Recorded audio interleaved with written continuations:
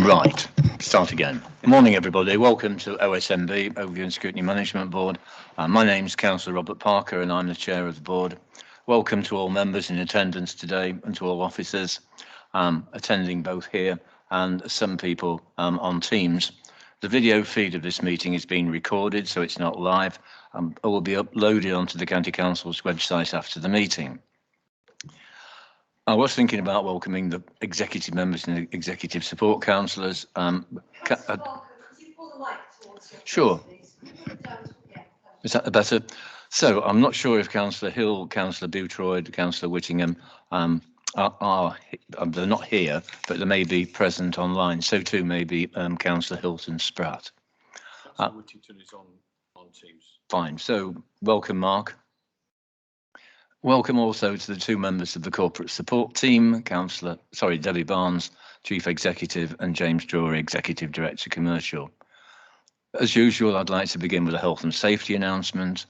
There's no fire drill planned this morning. In the event of the fire alarm sounding, we need to leave the council chamber through the rear doors and then leave the building through the reception into the front car park. We should then wait in the car park for further instructions. Can I please remind everyone to ensure their mobiles and devices are on silent. Also, when invited to speak, can you please ensure you switch on your microphone? Otherwise, the officers attending the meeting via Teams won't be able to hear you. Please be aware that you need to speak directly into the microphones. Thank you, Jackie. And however, they're very sensitive and can pick up nearby noise when switched on, including ad-libs. If you wish to ask a question during the course of the meeting, can you please raise your hand, and then Councillor Tom Smith, the Vice Chair, will make a note of those who wish to speak. If we could now move to the agenda, if we begin with item 1, which is apologies for absence and replacement members. Emily, do we have any apologies? Thank you, Chairman. We've received apologies from Councillor Adams, Alex Sayer and Andrew Crookham also sends his apologies. Thank you. Okay, is there a substitute for Councillor Adams? No, Chairman, we've not received one. Okay, thank you. Item 2, declaration of councillors' interests. Members of the board are reminded that they only need to declare any relevant interests which have not been declared on their declaration of pecuniary interests. Do any members wish to declare an interest now about this meeting?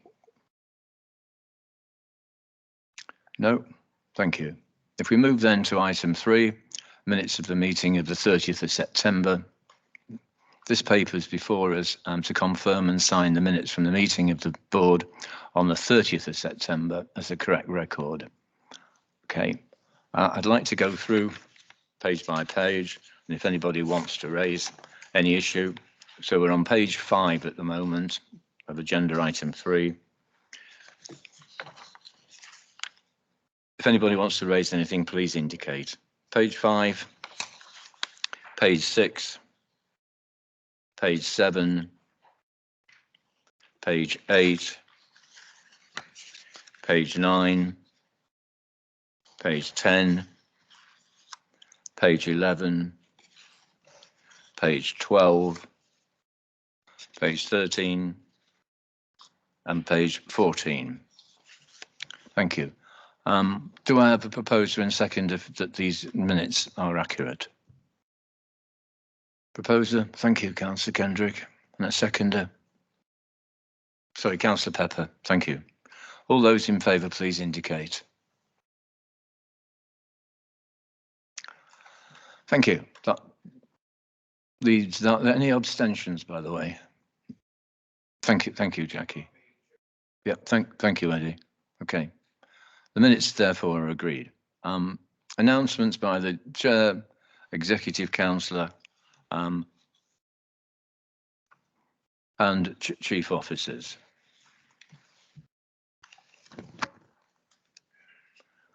My own announcements, I'll begin with those. At the last meeting, I mentioned that some Treasury management training was being arranged for the board.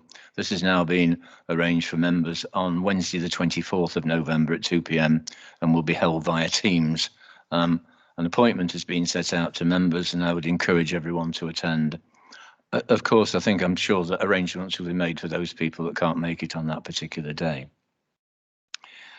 Can I also remind the chairs and vice chairs of scrutiny committees that following pre-decision scrutiny items being considered by your committee, there is an expectation that you are present at the meeting of the executive to deliver and answer any questions on your committee's agreed comments.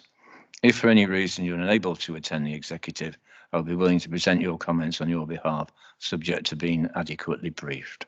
Okay, so that's a link between scrutiny committees through chairs to OSMP. Thank you. Okay, executive councillor announcements. Are there any executive councillor announcements from Councillor Hill or Councillor Whittingham on Councillor Hill's behalf? Thank you, Mr. Chairman. It's Councillor Whittington here. Obviously, the only real thing I've got to say really is obviously the budget proposals were announced yesterday by the Chancellor. Potentially, the announcement sort of does indicate there could be more funding coming down for local government as a result.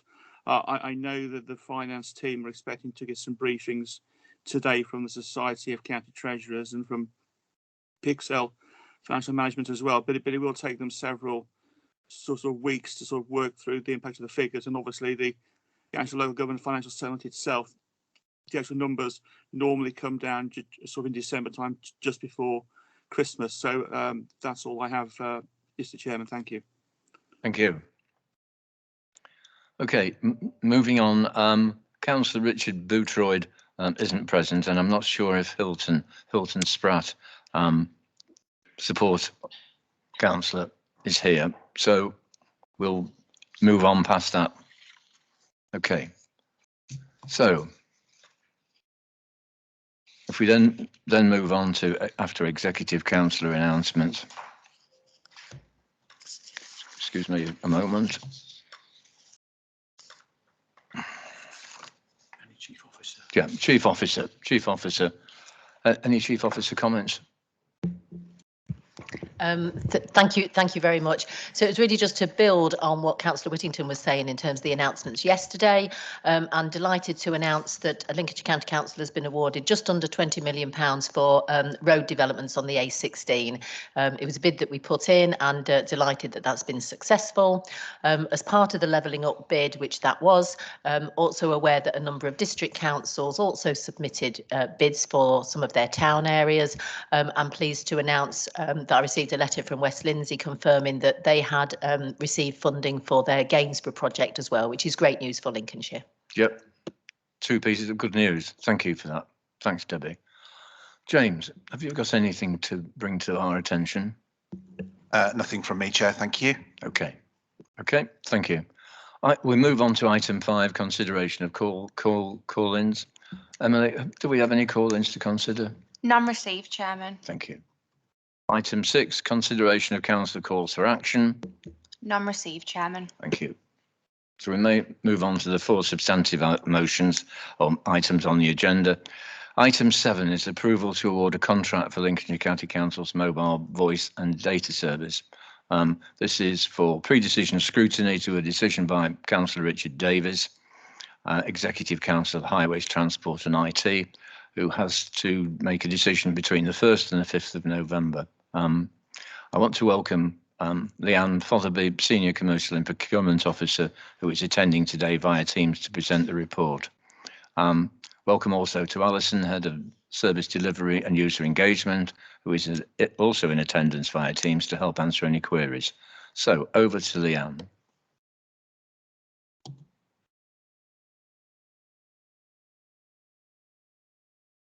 You're on mute, Leanne. Apologies, Chairman. We're seeking approval from the Executive Councillor for Highways, Transport and IT to award the Council's mobile voice and data services contract to Vodafone. We conducted a procurement exercise through the Crown Commercial Services Network 2 Services 2 framework, and Vodafone achieved a combined price and quality score of 75%. Vodafone was the only bid received, and feedback from suppliers on the framework was that the framework service levels and liability limits were the reason for them not bidding, and this has been fed back to Crown Commercial Services. The contract value is £978,000 over a 3-year maximum contract term. This is the maximum term allowed on the framework, and the current contract has cost £1.5 million over 3 years, so there's a saving of £550,000.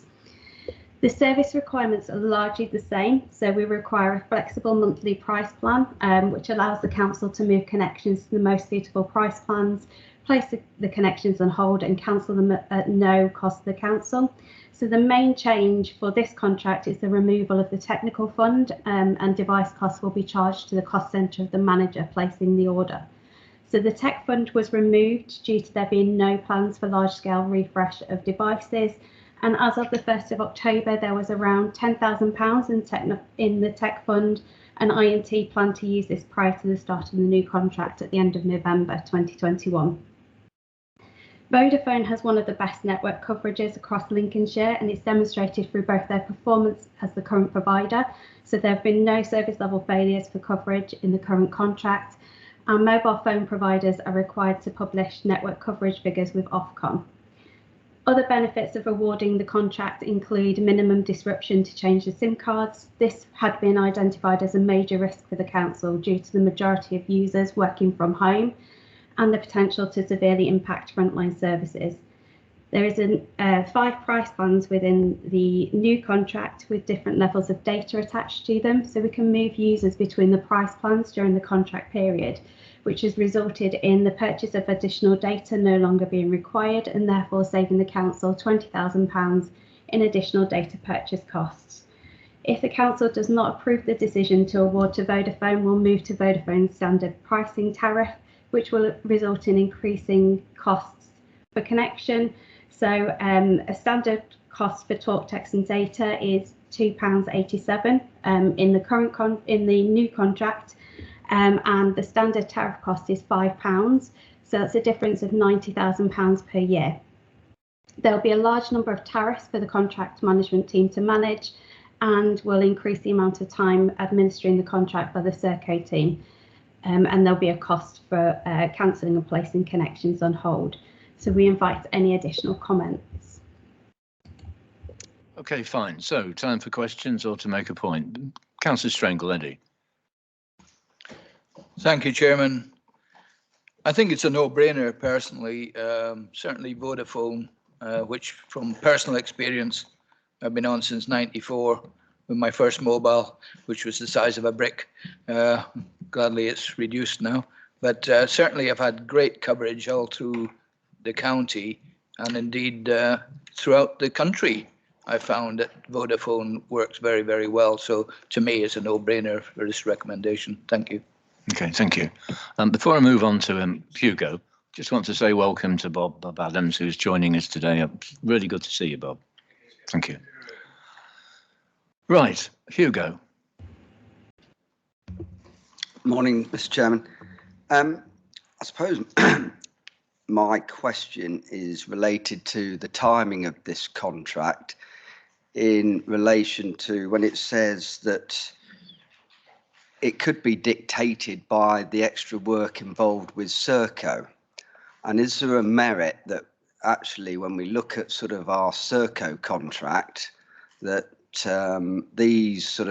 this contract sort of falls in line in a way that if we're not careful, we can't make, I don't know, I mean, can we look at EE for argument's sake? Or, you know, if we're not careful, it sounds like we've restricted our choice by the fact that the extra work generated to Serco, which is going to cost, because we haven't got that in their contract, to reevaluate our IT provision or provider of data. If I'm making sense, it just seems that it says will increase the amount of time spent administrating the contract by the Serco team. So if we don't watch it, have we got a contract within a contract that actually we can't really give it its full glory, or look at other options because of all the work that's required to be done? If that makes sense. Right. Do you want to have a go at answering that, Leanne? I can do, yes, that's fine, Chairman. The contract is with a mobile phone provider, so regardless of whichever provider won the tender exercise, Serco would have to administer that contract, whether that be EE, O2 or Vodafone. Anything you might like to add, James?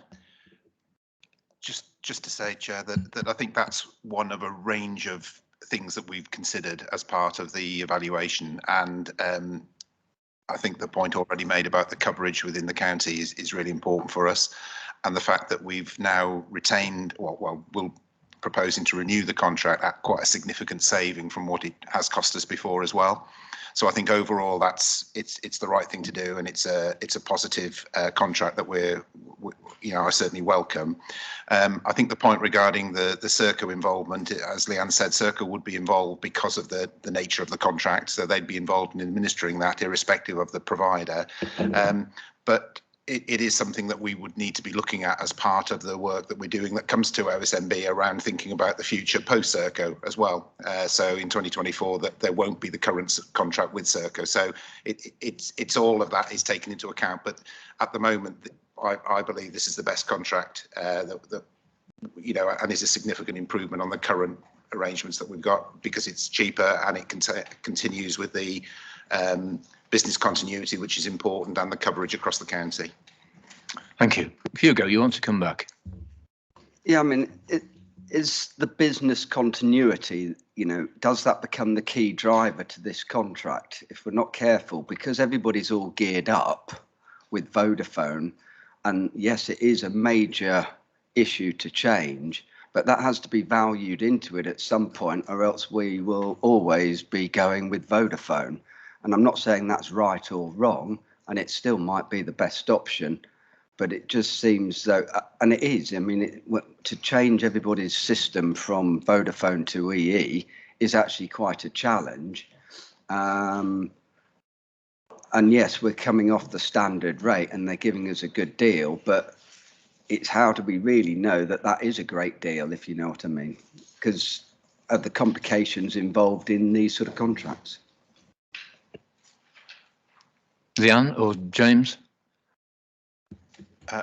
There were no other providers that actually chose to bid for this as it happens, but if they had done, then we would have looked at a whole range of criteria, which would have included cost and coverage, and any add-on costs that we may have as a result, and that would have been part of it. But I take on board the point completely, and I think if there'd been a different offer from a different provider that was significantly better, then we would have had to have lived with that shift, if you like, and planned that into the workload. But as I say, this contract represents a significant saving, and whilst I accept Councillor Marfleet's point around we shouldn't be stuck to this because of business continuity, it does also in the short term give us that advantage at the moment. Thanks. Yep, Councillor Dilks. Phil. I think James has answered my question that I was going to come in after Councillor Marfleet's, sensible suggestions, but I was going to say surely there's been, other providers of, if EE could provide the service cheaper, they'd be jumping at the chance, I am sure. Having said that, I welcome, as I'm sure we all do, a £500,000 saving over 3 years. I'm sure we all welcome that, and I'll be voting, to support the recommendation. A cynic might say, I wonder if we were overpaying on the previous contract, but that would perhaps be unfair. Thank you. Okay, anybody else? Okay, I've got a question. On page 4, it talks about the network coverage for Vodafone is one of the best in the county, one of the best. I just wonder what data we've got that tells us that, because it's reassuring to know that we have looked at, and that is the Overview and Scrutiny Management Board, has looked at coverage, because network coverage is seriously important, knowing that some parts of Lincolnshire don't get brilliant coverage. So could you just give us some data on Vodafone being one of the best in the county, and how far behind any other competitor is, or are they of equal speed? Thank you, Chairman. I guess you could answer that. Yes, I can, Chairman. So all network providers have to publish their network coverage information on the Ofcom website. So we've had a look on there. Also, there's provisions within the contract for roaming. So where there is areas within Lincolnshire where there is a black spot where there is no coverage for Vodafone, they have to provide roaming onto another network free of charge for us as well. So in terms of one of the best, is it the best? Data that's available on the website that we haven't seen yet. I've had a look on it, and it's fairly even between Vodafone and O2. Okay, thank you.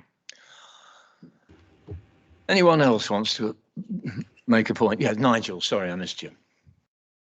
Yeah, just regarding the coverage, Chairman, just if it's any assurance, I do know that our fire and rescue have been using it for a long, long time, maybe 15, 20 years or so.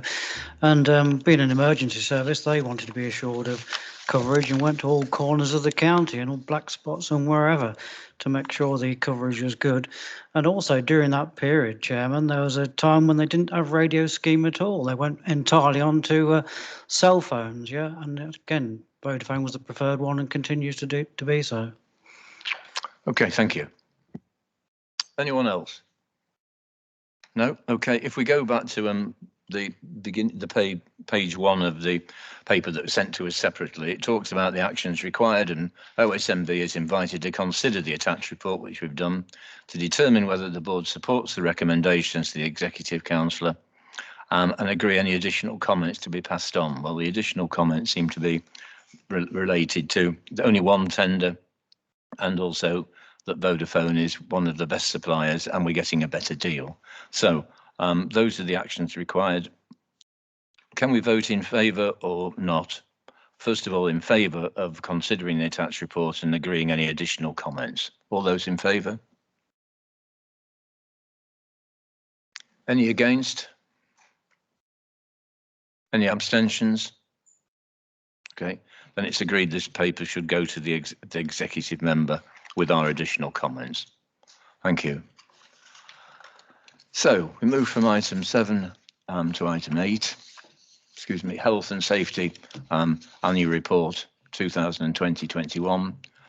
This is an overview of the key achievements, activities and statistics in relation to the Council's compliance and implementation of health and safety legislation. Can I welcome Fraser Shooter, Health and Safety Team Leader, who is attending via Teams again to present the report. Over to you, Fraser. Thank you, Chairman. Yes, I'm here today to present the Health and Safety Report for year 2021. It's no great surprise that this year it's heavily focused on the COVID response and the actions taken by LCC in relation to the government guidance and the restrictions that we experienced during that year. The report focuses on not all the actions that was taken, but many of the key ones, including the vast amount of guidance that was produced throughout the early stages and continued throughout and continues to be produced right up to the present day. Some of those key pieces of guidance that was developed were things around home working guidance. We did initial guidance very early on when we had this essentially emergency situation where we had to create an environment where people could go and work safely from home. That developed in the early stages to be more detailed guidance to enable staff to create a safe working environment within their home. That was backed up by the development of a home working assessment through our Shine system that we have. That enabled staff to do a DSE assessment at home, looking at their home working environment to ensure that we will still continue to be compliant with the display screen equipment regulations. This was also backed up by numerous other pieces of guidance information, one being the Kovic Toolkit. What that did, it collated numerous amounts of pieces of COVID guidance coming from the government, coming from public health, and created it into one single location that managers could easily access. In the early stages, that was being updated and reviewed on a daily basis, given the sort of the ever flexing and changing environment that we experienced in those early days. This was also backed up by a number of systems that were put in place to enable senior management and ourselves to gain assurance that the actions that we were taking were compliant with the government guidance, but also maintained an element of compliance with current and existing health and safety regulation. So we implemented a system of mystery shoppers through the corporate property services and their contractors who went in and did spot checks on the offices that did remain open in certain areas to gain assurance that obviously the guidance and the control measures that we had implemented were actually happening on the cold front. We also backed that up with an element of COVID audits that were done remotely. They were done an online system, and again to gain the assurance and the information from people who were working in the office that the systems and the process were actually happening on site. We also did a detailed audit with the support of the corporate audit team into our PPE, our personal protective equipment, and that looked at obviously the element of the quality of the PPE that we're getting, because in the early days there were concerns around the quality and the suitability of some of the PPE that was being issued, but also the ability to be able to restock as well, a result of which one of the recommendations was that the purchasing of equipment become centralised, and a approved supplier list was implemented in relation to some of the work that was done through that audit. Also, and back into that, the HSE, the Health and Safety Executive, were doing a very detailed inspection regime throughout the country, ensuring that workplaces that did remain open during the lockdown were creating a COVID-safe environment. The council themselves, we experienced several inspections from HSE investigators in numerous buildings, several at county offices, several at schools, and quite a few in our remote offices as well. I'm pleased to report back that we had no improvement notices, no action was taken by the HSE. Due to the amount of work they had, they worked on a no news is good news process. So we received no information back. They were happy with what we got in place. They were confident that what we were doing was meeting the government guidance and creating a COVID safe working environment for those staff who did work within the buildings during the lockdown period. Although that did take a significant amount of our time through the year and continues to, the report does cover a number of other key issues that were non-COVID related. And that one of those is the completion once again of our school self-assessment. So although schools obviously spent quite a significant amount of time last year being closed due to lockdown, we still managed to achieve a 100% return rate from our schools health and safety self-assessment, focusing on maintained schools. It was COVID related. It did allow schools to do an element of assessing their own systems and processes that they had actually put in place to control COVID. But it was an achievement to get a 100% return rate given the complexities of last year and how schools were closed down. One of the other key areas is we did achieve a significantly high level of health and safety training completed by our staff. Around 5,000 e-learning training courses was still completed by our staff, even given the fact that they were working from home and the complexities of that. There was also a number of processes implemented within the Waddington Training Centre at Fire and Rescue. That's a very complex site, and what we did is we completely reviewed their health and safety management system. We collated a lot of the information, made it more cohesive, put it into one single location, a more digital focused approach, allowing easy access, easy update, especially with the ability that they have lots of external agencies come in and do their training. It allows an easier access, it allows them to send that information quicker, more effectively and more efficiently going forward, and that work continues in the future. Looking at other areas of the report, we've seen in most areas we've seen quite a significant drop within the accident rate, which is no surprise. We did see a small increase within children's services, with one particular area within our residential homes where we have a number of individuals with complex needs.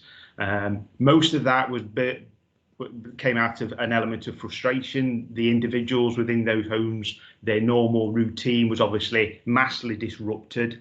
They had to maintain themselves within and essentially locked down within the homes. They were unable to do their normal activities. Our staff were having to have more involvement with those individuals, and that led to elements of sort of frustration and contact. Nothing too serious, nothing leading to any significant injuries in that, but just an increase in obviously communication and contact with these individuals through born out of frustration and the result of having to be locked down within their residential homes for a prolonged period of time. One of the other areas in relation to what we've seen a little bit of an issue is with our training, especially with our manager safety training. Historically, that was a classroom-based course. Obviously, due to COVID, we were unable to deliver that course for obvious reasons. So we did essentially have we've had 18 months where we've been unable to deliver manager safety training, the 4-day session. We have a e-learning course, which is a refreshing course, and we've been encouraging managers to do that, but we've been unable to deliver that detailed course for new managers or managers needing detailed refresher training. So that's why that's identified within the report as a limited level of assurance. That is one of the areas where we're focusing on this year, and my team have developed or started to develop a solution to that, which will be a hybrid learning model involving a lot more e-learning, less time needed in the classroom, and more of an open university style of training where the requirement is placed on managers to undertake modules, needing less time in the classroom and be more flexible to allow to fit in with their existing work plans. That's close to trial at the minute, and we'll hopefully get that implemented by the end of this financial year. So that's a quick overview of the main key points from the Health and Safety report. I'm quite happy to take any questions or queries. Thank you very much, Chair. Okay, thank you for that. Jackie. Thank you, Chairman. I've got questions on a couple of pages, if that's okay, please. The first one is page 25 of the pack, 5 of the report. First of all, thanks very much for this report. It's really interesting and it's very easy to read. I wonder if I can draw your attention to, on page 25, the mental health support. By the way, I'm sorry to be a pain, Chairman. There's something very odd about the microphones today. It's interacting with my hearing aids in a way that certainly hasn't happened on any other occasion. I'm finding it extremely difficult to hear anything. So I apologize if this sounds odd. It's something's going on. Okay. At the mental health support paragraph, you talk about a circus of life resilience workshops. I'm very pleased to see that the council is actually investing in very important staff development, and it's well known that if you take staff out, on these occasional days to do these workshops, it can be extremely beneficial. However, I've asked the Chief Executive how many staff we have, and let's say we have about 4,500, with half of them managers, half of them staff. That would be the equivalent of an investment of more than about 19 years of one member of staff not being at the work, at the chalk face, as it were. So it's a considerable investment. With something like this, it's not possible to ask for evidence about the value of this, because the evidence is subjective. So could I ask you on what you base your judgment about the value of this? You can't ask for proof for something like this because it's opinion, but I'd like some reassurance about the perceived value of it, please, and the effect it's having. So that's my first question on that paragraph. Well, do you want to, can we pause there just for the moment and yeah, sure. Allow an answer, please? Thank you. Yes, thank you, Jackie.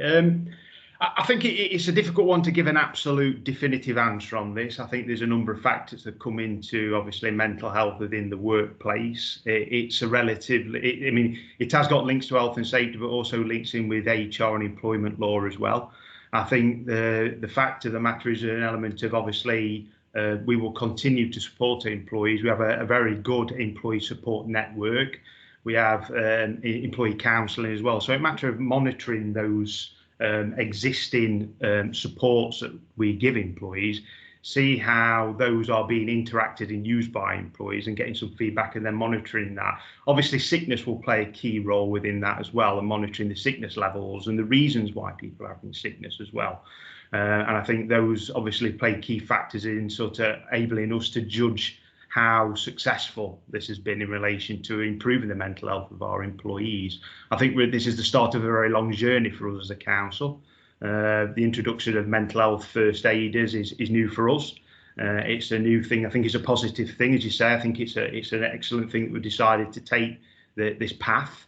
but it's difficult to really make a judgment call on how we will monitor and measure success going forward. But as I say, I think these key reasons around sickness, employee services and support going forward, and how those are being used by employees, and monitoring and evaluating that data will help us to sort of judge on the success and the path in which we need to take going forward. Okay. Thank you. Oh, sorry. Yeah, Debbie, and then we'll come back to you, Jack. Thank you. Thank you. It's just really add to what Fraser is saying. So I'm really proud of the work that we've done during COVID around wellbeing support for the workforce. It is something that we've invested in, and it's something that the HR team have engaged with the workforce, engaged with the unions to refine and improve. And as we've moved forward over the last 18 months, we've added more things to the offer. A couple of things in terms of evaluation. I've received lots of anecdotal feedback in terms of I've attended this, I've attended that, and I found it really valuable.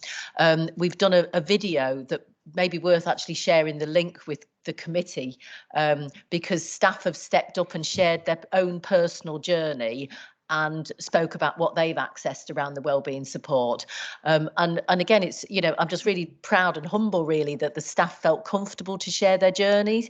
So there was one member of staff who spoke about losing her father-in-law during COVID and how valuable she found the support. So some of it is quite hard to listen to as well, but proud that we were able to step into that space. We have, as part of the Smarter Working staff surveys, so we do regular staff surveys around Smarter Working, asked a question around the health and wellbeing support. And again, overwhelmingly, those people who access it have found it incredibly valuable, and certainly have shared the message. What we're aware, though, is that we need to get the message out to more people. 5,000 people, 4,500 is a lot of people to touch. Those people that we can touch find it valuable, but we're not touching enough people. So the last staff briefing sessions I do, myself and CLD do quarterly online staff briefing sessions. We tend to do about 3 or 4 sessions, get about 250 staff at a time, which is good. I don't know whether any of them are duplicates. I don't know whether there's some people who like them so much that they attend all of them. But again, we've dedicated some time on those sessions to share the wellbeing offer, to try and increase the amount of people that are aware of it. But again, would like to do more. So again, whether or not that's something that we can offer the committee, a session around what is available, because again, you would then be able to help to get the message out as well.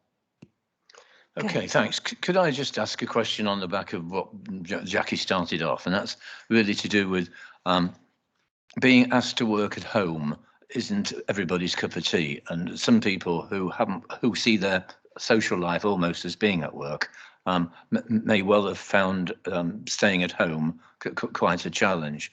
I wonder if there's anything you could say about that in relation to perhaps sickness absences or people feeling under stress, which is not to challenge what's been said so far about the good work, but I'm interested in knowing about maybe those folk that have found it difficult. Yes, thank you very much.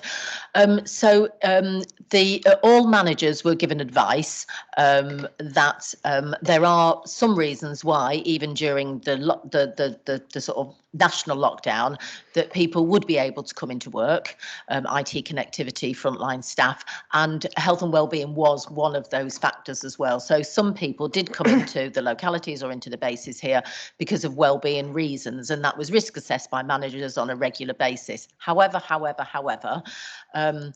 let's be under no illusion that some people did return because of health and wellbeing, but there was nobody in the offices, so they weren't getting that social contact by coming in the offices because everybody was on a national lockdown. And so while some people thought it was the answer, it then wasn't the answer. It was for some, because there was a bit more people in the locality offices than what there was in the Lincoln campus. So it was a very unique thing that was, clearly discussed by individual managers. However, managers again did put sort of side workarounds or some additional support in. I know that Teams continue to meet sort of coffee and cake online to be able to keep in touch. I know that managers arranged people to ring on a sort of like weekly and daily basis to do a sort of check-in. So, and again, what we did as part of a leadership team was harness some of that good examples in the early days and share with teams so that they could sort of copy some of those ideas about how best to keep in contact. But you know, it has been a challenge for some people without a shadow of a doubt. Pure sickness levels sort of masks, I suppose, the complexity of the issue. So during COVID, sickness levels have been considerably down, but equally I am mindful that people who are unwell, who would struggle to get into the office because they feel lousy, would be at home and would do a few emails, so therefore didn't ring in sick. Even though we were encouraging people, if you're sick, you're not coming to work, don't work and stay off sick. But that's just the nature of our staff. They're motivated, they want to get the work done, and so they weren't going sick where probably if they were needing to come into the office they would have been. So sickness rate has gone down, but I'm not sure that's the best indicator. Okay, thank you for that. Okay, moving on. Councillor Watson, Ray. Sorry, I haven't finished, Chairman. Sorry. I had. Yes, of course. Do you mind? I'm sorry to hog the time, but there were two other things I wanted to raise. On the next line, it talks about Motivational Monday and Wind Down Friday. This is the thing I always have about languaging. I think in a public-facing document, I would be cautious about referring to a service day as a wind-down day. For the public, it's a service day, it's a work day. So just a small point, but it's about languaging, isn't it? And the last thing on page 30, again, lovely, beautiful layout, thank you. If you look at the left-hand side, you've got non-employees and then employees and the word not. Is that linked to anything, that word not, or is that just a typo? But my so that's the one question. And the second question is, in the little bar, which has the little man tripping over, it talks about a 63% increase in slip, trips, falls, etc. And I wonder how there was such an increase when so few people were in the offices. It's a very interesting figure. So just two things there about that random not and the increase in slip, trips and falls. And that's me done then, Chairman. Okay, thank you. Thanks, Jackie. Fraser. Yeah, I'll take up the slips, trips and falls in first instance. Many of that was related to fire and rescue.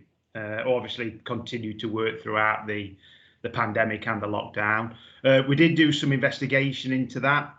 Even though there was an increase in slips, trips and falls, 70% of them resulted in absolutely no injury whatsoever. They were just logging it as a near miss, if you like, an incident that was worthy of logging on their system. And I think that resulted in a push that Fire and Rescue had in sort of increasing information and knowledge to their staff and ensuring that they were reporting more minor injuries or minor incidents that didn't lead to an injury, so they could look into obviously looking at ways in probably reducing those or reducing the risk of slip, trips and falls going forward. But it was reassuring to know that it was resulting in little or no injury or accidents to the actual employees. It was more of just a push from Fire and Rescue to encourage their staff to report more low-level incidents that they could look into. In relation to the other issue, it's employees and non-employees. I don't know where the not is. I think that might be a random ghost word that just probably will need removing before it gets publicised in the public domain. So we'll get that removed. Okay, you okay now, Jackie? Yep. Okay, Councillor Wharton, Ray. Yes, thank you very much indeed, Mr. Chairman. Jackie has spoken mainly about what I wanted to say on page 25 of the report regarding mental health. As you know, Mr. Chairman, because you attended the Environment and Economic meeting, which I chaired last week, where mental health was supported by many members on the committee. I really welcome the mental health first aiders, because talking to each other, being in contact with our officers and our colleagues is very important, especially as you recall that I mentioned last week that 46% of our staff had issues with isolation, being on their own, working from home. I think it's very important that we all contact each other, speak to each other whenever we can. I spoke to an officer yesterday who was feeling stressed. And I said, well, why? But didn't want to talk to me about it. I said, well, you need to speak to your colleagues, your friends, your team managers to make sure that you do get support. And I think it's very important, particularly with the increase across the nation of psychosis, because that is a real harmful problem that we need to address. And I don't want it to come into this authority. Thank you, Mr. Chairman. Any comments on that, Fraser? No comments on that from me. I think that's a fair comment. I agree with that. Okay. Eddie. Yeah. Councillor Kendrick. Thank you, Chairman. My question again is relating to mental health support. I think it's encouraging to see that, if I read correctly, 98 people apply for 45 places, which I think is very encouraging. What I'd like to know is who's providing the training, and also the people who've come forward, are they spread across the council, or are they in certain areas where people are more willing and able to volunteer to do this? Thank you, Chairman. Okay, over to you, Fraser. Yeah, I think there is a fair spread across the authority. And I think that was one of the things. It was led by HR. HR led on the mental first aid training. They contracted in a third-party contractor to provide that. I must admit, I can't remember the name off the top of my head, but it was a recognised national company who came in and did the mental health first aid training. We'll continue to do that as we move this project forward. But yes, as in relation to the spread across the authority, I do believe that it was, as it were, sort of focused not just in one area. There is a plan to try and get an even spread within most directorates and most service areas as going forward, linking not directly to, but having a loose connection with obviously our normal first aiders, and ensuring that there is that connection between mental first aid and normal first aid requirements as well. Thank you. Anyone else? Yeah, Phil. Thank you, Mr. Chairman. I've certainly, I've got a question on PPE in the report, but before I move to that, I just wanted to say something on the mental health, which I really welcome the debate and the comments by other members on it. You know, look, we all know the pandemic has caused big changes in society, big changes within the way the county works and for its employees, and there is going to be a fallout, you know, coming, and there is going to be, you know, we keep being told by the experts that the mental health tsunami is really about to hit us, and it hasn't really come yet. So on the point, and you know, Councillor Kendrick was kind of getting to the point I was saying I was going to raise on the mental health, was 98 for 45, 98 applicants for 45. I welcome the fact that, you know, people were sort of keen to get involved, but those 45 places doesn't sound very many to me in an organisation of our size. And my question really is, you know, what are we going to roll out for next year, and what's the optimum number of mental health first aiders to support our employees' well-being should be? Yeah, I think that's enough on that one. So what's the rollout sort of on that, please? On the PPE, I welcome the fact that there's you know, a centralised list of approved suppliers that was established early on in the pandemic, but you know, that was a year ago. How many of those suppliers are local, i.e. Lincolnshire? Is that possible to say or aim at to help local businesses? And has the list been reviewed since it was started, bearing in mind the changes in the PPE market? You know, there seems to be a lot more companies have come on board and have started changing and moving to producing some of this stuff that's needed. Thank you. Okay, two areas there. Fraser.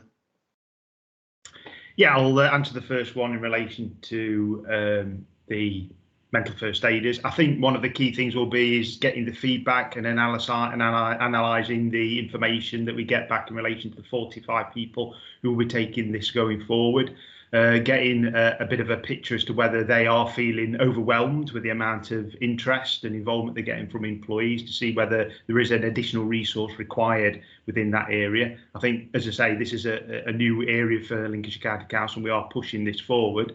But I think whether that is sufficient going forward, only time will tell. But I think there is, as Debbie said, a strong commitment from senior managers to really push the wellbeing process and project forward within LCC.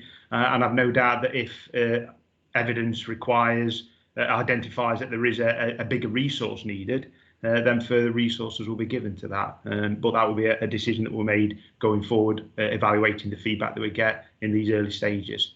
In relation to PPE, unfortunately, I can't answer those questions. My team doesn't manage or oversee the contract. That will have to be something that comes from the contract managers in relation to the review of the existing list of contractors and their locality, and whether a review has been done in recent months. Thank you. Yep, James. Thank you, Chair. Just to try and answer your question, Councillor Dilks. At this point in time, I honestly can't tell you which are local and which aren't, but I can get that information for you and for the committee. It is reviewed. It was initially, though, as I'm sure you're aware, and it was in the press as well, there were significant shortages of PPE and actually trying to get that allocation. We took the decision, therefore, that knowing the market as we did within the commercial team, that particularly the team that supports adult services, they took the lead on that, working really closely with public health, so that there was partly it's about supply, obviously, but partly it was about cost, but also it was about quality of the product as well, which is where public health came in with significant support for us to do the testing on that. That list is updated because it's a very volatile market. It was fairly stable. It then obviously exploded at the start with all sorts of chances, if I'm honest, sort of getting involved that probably shouldn't have been. It's settled again now, but you're right, it is quite a dynamic market still. So it is reviewed, and I can look at the local question and come back to you. Thank you. Could I, may I come back and say thank you for the answers? I go back to the mental health and well-being issues, if I may. And I'd just say at South Kesteven, there is quite a lot of work going on with, cross-party within and looking at what's being provided for mental health and well-being across the community, not just within our own employees at South Kesteven, but also there's member support as well, sort of coming in, and members are getting involved with the mental health first aider training, and I just wondered if that was something that we might consider here. Thank you. Would anybody like to comment on that, James? Debbie? I'll make contact with South K and have a look at what they're doing to see what we can learn. Ken, is it? Yeah. Okay, Great. thank you. Thanks for that. Okay, anyone else? Yep, Tom. Thank you, Chairman. What can we do? Because I take the point that's been made about children's services, but when you look on page 3 of the report, it's considerably higher than even, say, fire and rescue, which you would expect as possibly be an area where there would be more of a percentage than there is. But children's services, including schools, 77% of the reports and the percentages come from there. What can we do as an authority to try and reduce that and reduce the risk? There's a question for you, Fraser. Yeah, I mean, one of the main reasons why those numbers are so high is because children's services is our largest department, and they employ the biggest number of staff, which will result in always them obviously being a larger percentage of the accidents and incidents that we monitor and record. One of the factors that does play into account this year, one of the reasons why they have got a significantly slightly increase, is that we have actually implemented our new Evosave incident reporting system. That's an online system that we've been developing over the last several months, years, and that now will give the ability for all types of incidents that we didn't necessarily log or record in the past to now be monitored and recorded. So near misses and incidents that result in damage but not necessarily injury to an individual. And what we did is, in the last quarter of last year, children's services, because they are the largest one, they were using the guinea pigs for the system to trial the system. And they started to log and record many more near misses incidents that in the past hasn't been recorded or logged. So that will account for a slight increase within the numbers of incidents that were logged and recorded. But yes, it is a concern in relation to some of the incidents. I must sort of reassure the group that although there are a significant amount of incidents, many of them are very, very low risk to no injury incidents.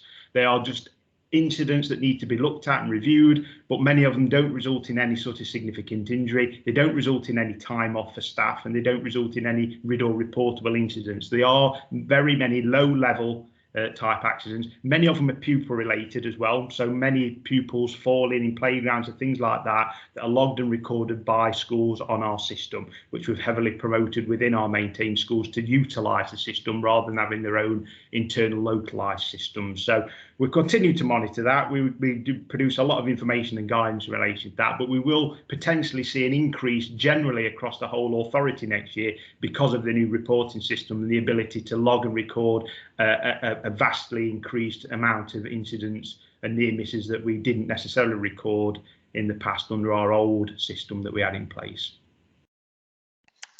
Okay. Yep. Anyone else? I've got a question which is based on the objectives that we've got, excuse me, on page 29. One of the objectives, obviously, because we outsource a lot of our work to contractors, is to ensure that contractors are competent to manage the health and safety aspects of their work. I wonder what you could say about that in relation to this annual report. What work we've done ensuring contractors are competent, and whether or not we have had accidents as a result of accidents where contractors have been involved. Yeah, we do a significant amount of work with our contractor team doing pre-tender and pre-contract health and safety evaluations. That's obviously looking at the information they provide us in relation to their health and safety performance. So that's things like looking at accident stats, their involvement from the HSE, any enforcement notice or prosecutions, and evaluating the information they send back in relation to some key criteria that we will set as part of that contractual agreement. So myself and my team will evaluate that, and we'll give a potentially feedback to the contractual team on whether we feel that that contractor meets those requirements. Once that's awarded, we will do an element of involvement with monitoring that contract. We attend several meetings with contractors, not every contract, but some of the bigger ones, the larger ones, especially within the highways and police directorate, some of our larger contracts, the bypass and things like that, where they're multi-million-pound contracts. So we will be evaluating their performance. We must remember that we have certain duties and requirements, especially in larger contracts under CDM as the client. So there is a legal requirement for us to gain that assurance that they are a competent contractor in relation to health and safety. So there's an ongoing responsibility throughout the duration of the contract. We're not responsible for the day-to-day activities on site. That will be down to the contractor, the principal contractor, and they have duties for that. But as the client, we maintain the duty to ensure that they essentially are abiding by the contractual health and safety requirements that are identified within that pre-tender stage and continue to implement good health and safety standards throughout the duration of the contract until it's ended. I suppose if I could just add, when we look at page 3 or page 20, excuse me, 23, the figures are pretty low except for children's services. I just wonder, because we outsource our work, then do we take, if we didn't outsource it, then any accident that took place, for example, on a big building project would be in here. So in a sense, it isn't quite a complete picture, because there is still the accidents happening. And maybe we can't do anything directly about it, but it just seems as though if we look into the county council as a whole and its output, then this is part of our output. So I'd just be interested in knowing where, particularly in relation to place and highways, the accident rates stand. Yeah, I think obviously this year it is a slightly obscure year when it comes to accident rates. They are lower than what they would be in many areas because of staff working from home, and obviously lots of activities were on lockdown. We don't at the minute actively seek out the accident stats on an ongoing contract within the council, but we do look at their accident rates when they win the contract in the first place, and we're primarily monitoring on accidents that hit what they call the RID or triggers. So the accidents that essentially result in involvement or reporting to the HSE. And many of those are low level when we do look at them. Where we do identify that there has been either involvement in the HSE or riddle reportable, we do ask for essentially what action was taken as a result of that to prevent reoccurrence, because we're always looking to, obviously, ourselves and our contractors to improve levels of safety. And one of the things is obviously learning through incidents that's happened in the past. So where those have been identified with our contractors, we do some, active intervention to get the feedback and to enable us to get the assurance that proactive measures will be taken in the future to reduce those risk of accidents going forward. But it is something we can look at within our contractors going forward. So they are providing us with accident data on a quarterly basis on some of our larger contracts, so that information potentially can be fed into the annual report moving forward. Okay, Debbie, I think you might want to say something. Yeah, thank you very much. I suppose it's a bit like HR. When we report here to the committee about human resources, we're talking about LCC employed human resources and not the wider workforce that fulfil the ambitions of the council. And again, when we're receiving our health and safety annual report, we're talking about LCC staff and activities in terms of what's happened to our staff, not the wider system. I'm not overly familiar with the system in place, but more familiar with the system in adults. So, for example, there is a regular safeguarding assurance meeting which brings together the adult care assistant director with Alina from contracting, with the inspectorate, so CQC, who's the inspectorate, as well as representatives from health, who come together to look at incidences that happen within the sector. So there certainly is a system in other areas around our contracted activity, which wouldn't find its way into our own health and safety report because they're not our health and safety things. But that doesn't mean to say that we're not interested. It doesn't mean to say that we don't have a role in terms of lessons learned, as well as then as well as improvement, or whether we need to do enforcement or anything. We can either get a briefing note from those areas, or it may be something that committees want to put on their agenda to understand in a bit more detail. I'm guided by the committee. Yeah, well, we are a scrutiny committee, and there just seems to be an area of county council inspired activity where we are not looking at. Now, it may well be that there's nothing to worry about, but it wouldn't be a bad idea if something came forward, a briefing paper as a starting point, so that every member of the committee can look at it, and then we could have a discussion cross-party as to whether we want to bring that forward to something formal on a future OSMB meeting. So as a starting point, then, from what I'm hearing, because there are things happening, and it's just about understanding first what's happening and then having a debate. So if myself and James take it away and look from a contracting perspective around what are the systems in place around monitoring incidences into a briefing note, then we can have some further discussions from that. Okay, does that sound okay to the rest of the committee? Yep. Silence means assent, as usual. Okay, thank you. Anything else anybody wants to raise in relation to this? Yep, Councillor Wotton. Yes, thank you, Chairman. Could I refer you to page 30 of the report? Could I have some clarification halfway down where it says 11% increase within children's residential homes incidents during lockdown? Is that to do with assaults or attacks or just other incidents? Thank you. Yeah, I can answer that. It's to do with very, very low level contact. These are not intentional assaults by service users, and I think I covered it very briefly in my update report. It's primarily related to our residential homes where we have service users with very complex needs, who would normally be involved in many activities throughout, their week, but obviously during lockdown we're essentially trapped, by want of a better word, within the residential homes, which led to more contact between our employees and the service user, which led to more incidents of very, very low level contact. Now, this is where individuals are potentially moving their limbs and bodies unintentionally and making contact with employees. Some of it was down to an element of frustration, increased frustration. Obviously, some of it was down to a level of just increased contact between our employees and those service users because their normal routine wasn't being able to be implemented. They were essentially locked down within their residential homes, but none of them were leading to any serious injury or serious assaults or anything like that. It was all very low level, but the staff were keen to just ensure that these were being logged and monitored and processed through the reporting system. Yeah, that explains it. Thank you very much, That's Mr. okay, Chairman. right? Yes, thank you, Chairman. Yep. Anyone else? No? Okay. So the action required, we're invited to seek assurance and comment on the contents of the Health and Safety Annual Report.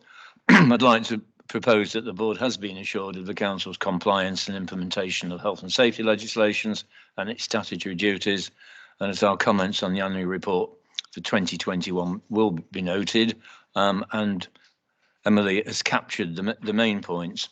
I therefore move that we accept the report. Those in favour? Those against? Any abstentions? Fine, that's carried. Okay, thank you for that, Fraser. Thank you. Thank you. Okay, so we now move on to the COVID-19 update. This is a regular item on our agenda. This item sets out an update on COVID-19 since the last report on the 30th of September. I'd like to welcome Michelle Andrews, Assistant Director Corporate Recovery, who's attending the meeting via Teams to present the report.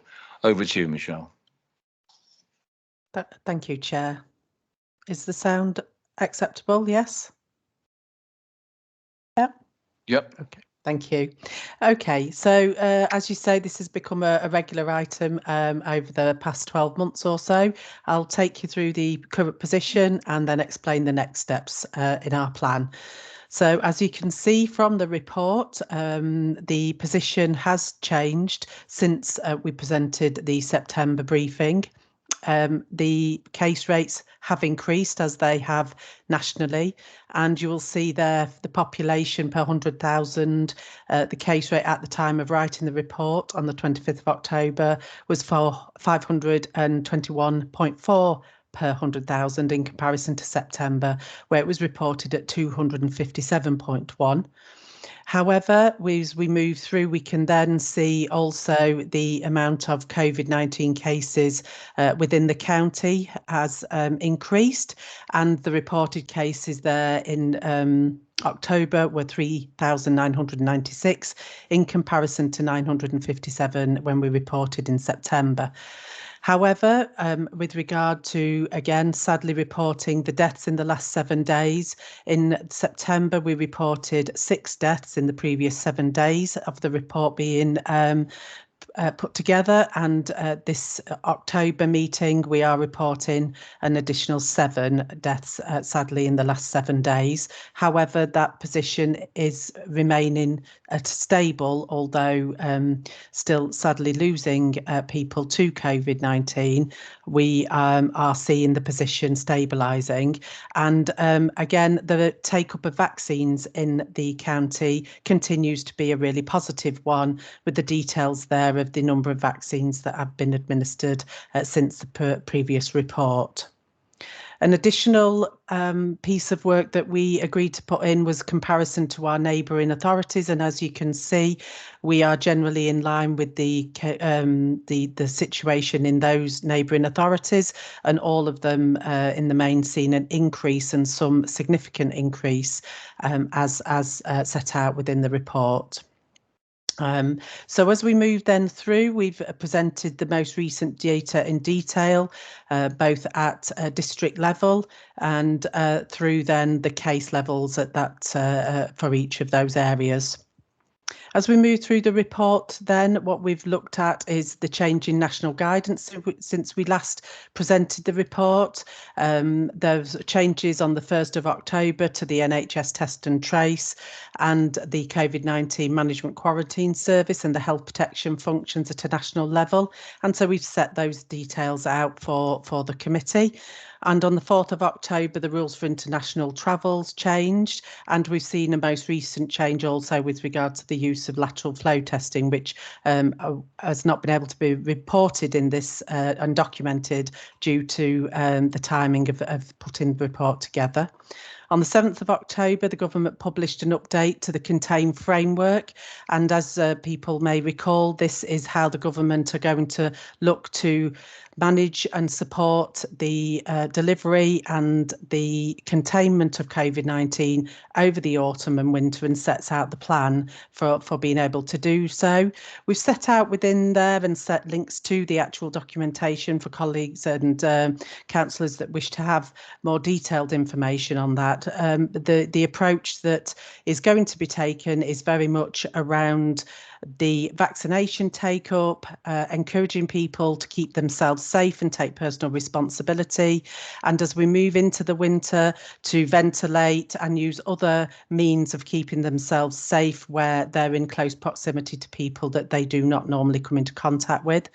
The government has not has announced that they won't be instigating the Plan B, which is much more around advised guidance with regard to formal restrictions that could be brought into place if we feel that the NHS becomes unsustainable with regard to the management of their emergency services and responses. And we've set out in the guidance there what that might mean if they were to do that. The health services and some public health advisors and directors are calling for the government to instigate Plan B due to the rising number of cases, and we're waiting further guidance on whether that will be the case or not. With regard to the vaccination programme and the 12 to 15-year-old cohorts, we have seen a good take-up of those in Lincolnshire, and that is feeling, again, very positive that we are ahead of the curve and some of our neighbouring areas. Continued media messages and communication, and the testing programme is still ongoing, as people are probably all aware. So with regard to the situation, although the cases are increasing, it is current that the relation between the infection rates and hospitalisations has seen a different trajectory than we saw last year, and on that basis we are continuing with our recovery programme and the delivery of that as part of our Lincolnshire Resilience Forum.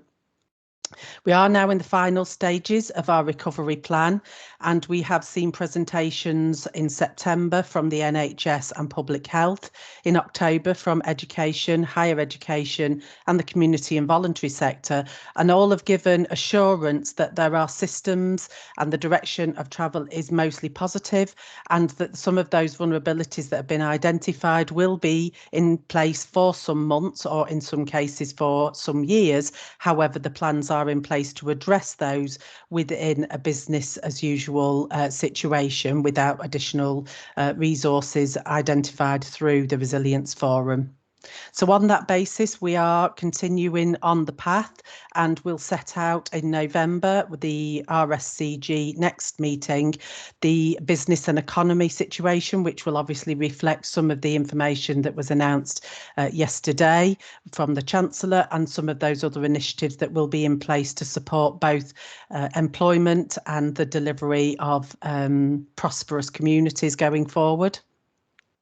And on that basis, if those messages are positive, it will be for the members of the RSCG, the Gold Commanders, to make a recommendation on whether they wish to proceed then with the delivery of the outcomes on December of our initial debriefing exercise, and if that is the case, then that will be considered to be the final point in our recovery journey for the partnership, and it will be recommended that the resources then are stepped down, and that will be back to a position where resources are to go back to their day jobs, if you like, and the continued work would then see us through into the winter.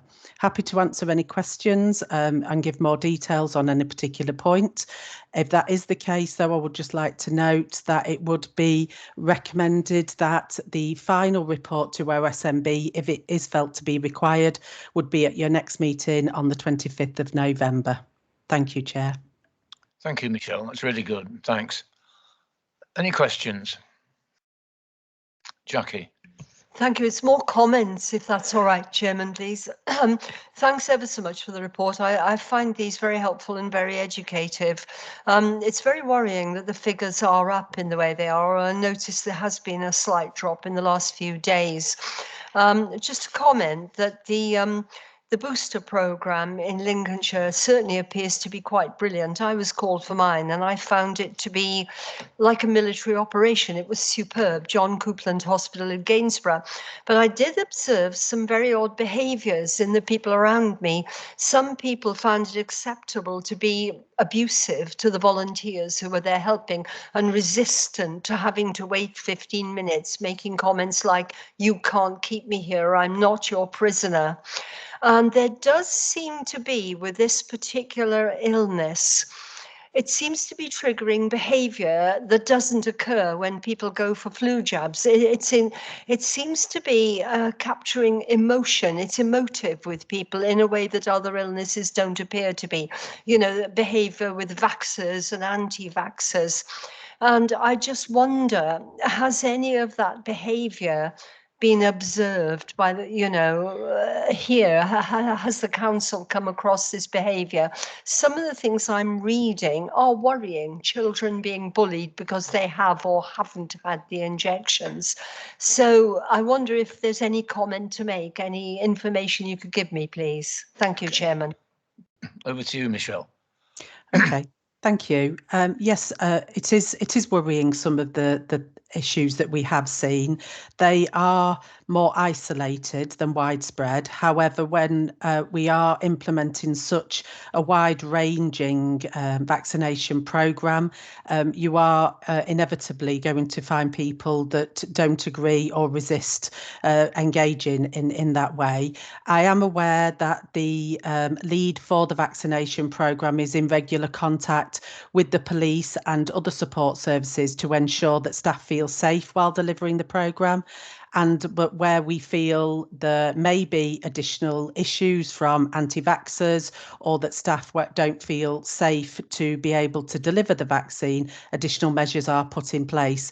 I have to say the benefit of being part of the Resilience Forum is that it is very much across provider, across different services, and all of those people are supportive of each other as colleagues and delivery of a safe vaccination programme. So there are measures put in place, but I do accept there are incidents, and you are correct to note that.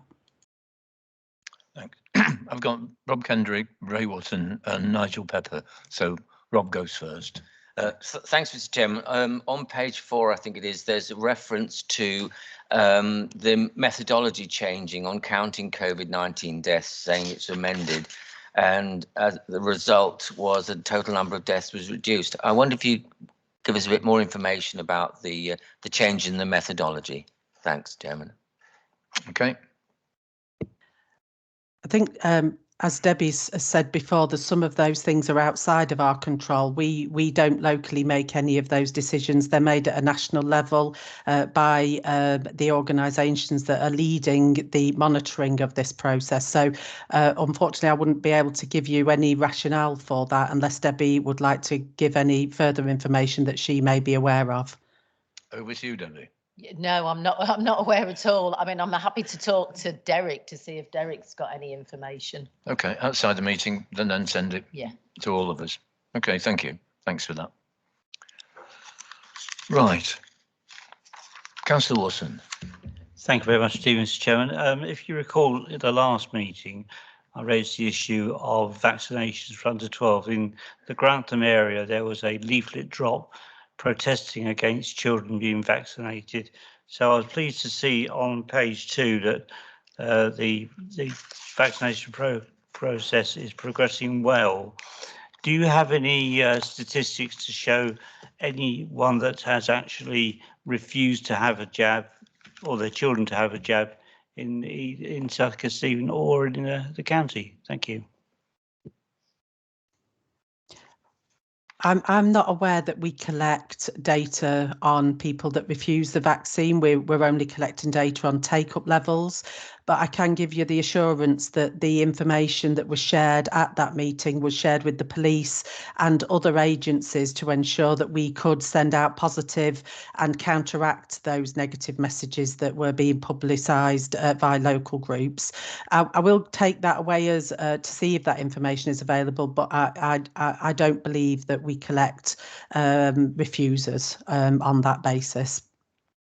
Thank you very much indeed. Only last week we had a demonstration again in Grantham in a town centre for actually anti-vaxxers. So they are still out there. Thank you. Okay, Debbie, you wanted to comment. Yeah, just to say, yes, they certainly are. And I know that there's been letters around schools and that as well. And obviously we're working with our partners and with our schools around trying to encourage take up. Michelle's right. We don't count that those that don't take up, but we do count take up. Take up is really good at the moment, albeit there's a couple of caveats to that. So it's between 60 and 70%, which is really positive. And I think nationally it's between sort of 40 and 50%. However, obviously we haven't finished the programme yet. So some of the non-vaccinated will be because we haven't got round to the schools. There's also the children may be ill, so not in school that day. So maybe the next time they go into the school, they'll have it. And also you can't have it if you've been COVID positive within 28 days. So therefore, there's some young people that can't have it when they do that school because they've been positive in the last 28 days. So the 70% until we've got all through the cohort is a bit of a misleading statistic because there's those that intend to have it but haven't yet had it for a number of different reasons.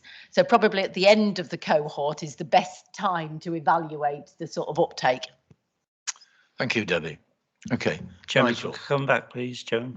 Yep, okay. Chairman, last night I was in Asda doing some shopping, and it was quite clear again that the majority of the public are not wearing masks. What message could this council send out to the public to make sure they do wear their masks in enclosed places? Thank you. Okay. Debbie, that's a CX job. Yeah, so the advice has been all the way along the line. We have kept to the national advice in terms of what is advised from the government.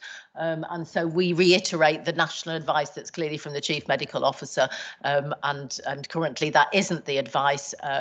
There was obviously some reporting last week where I think some councils had come forward to the government around masks and then the work from home elements of the plan B, but clearly the government don't feel that the case has been made at the moment, and we're giving the advice to our communities that is in line with what the national position is. Could you just tell us how we give that advice? Yeah, so Michelle might want to come in because obviously the LRF have got a role as well as LCC. Michelle, do you want to cover the LRF bit and then I can cover the LCC bit? Yeah, so we're working with all our district comms teams, and we've got a lead as part of the Warn and Inform group that's still live and ongoing. We put out messages on social media. We engage with our partners on websites and other things to make sure that people are aware of how to keep themselves safe, but also very much promoting by wearing a mask, you are keeping others safe. And the fact that you've been double vaccinated doesn't necessarily stop you from spreading that or managing to then pass that on to others. So there's still a lot of work still going on with comms teams, very much aimed at social media, and some of those target audiences we know are less likely to engage with advice where it isn't complicit to do so. I think the other thing I would like to say, though, as Debbie's talked about previously, is about members of the community who are visible being a role model. And I know that when I'm going in at any place, whether that's a shop or another public place, you know, I feel it's my duty to wear a mask and promote that. And I think we can, as leaders and managers, promote that across both our work and social activity as well.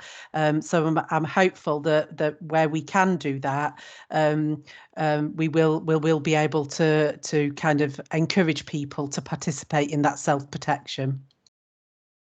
And then LCC utilise those messages that come from the LRF and put them out in terms of social media releases through the comms team. Okay, thank you. Thanks. So, okay, Ray? Yes, thank you, Chairman. Yeah, fine. Nigel? Yeah, thank you, Chairman. I just want to be clear on the table of tests on page 3 of the report. Are the figures there, is it the number of tests conducted in Lincolnshire, or is it the number of tests carried out on Lincolnshire residents? There's a subtle difference there, because at Crowland, if we require a PCR test, we'd naturally go to Peterborough, and I think that's the same for Dean St James, Market Deeping, probably Stamford and Bourne too. So I just wanted to be clear on that. Can you help, Michelle? I'll get clarity from our public health team who put that information together, and then we'll share that after the meeting, unless Debbie knows. Yes, so it's a really good point, and it is very confusing. I've tried to have a look. So this is around the PCR test, is it?